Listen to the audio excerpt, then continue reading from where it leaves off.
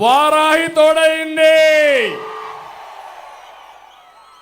ప్రజల నుంచి పుట్టిన ఈ అగ్ని చెడును దహించి వేస్తుంది,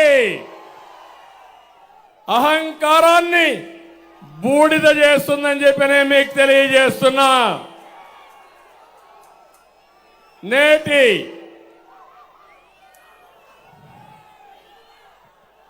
రీసౌండ్ వస్తుంది చూడు.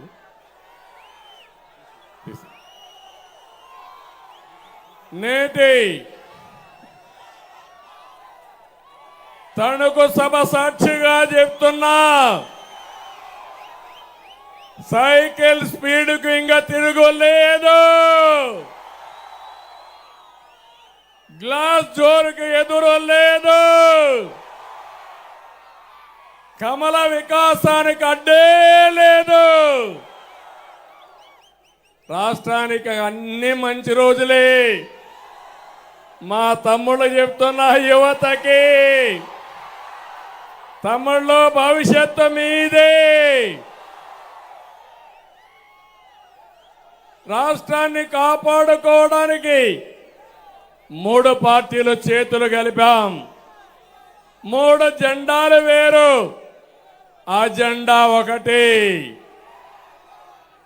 అదే సంక్షేమం, అదే అభివృద్ధి, ప్రజాస్వామ్య పరిరక్షణ అని చెప్పి మరొకసారి మీకు తెలియజేస్తున్నా.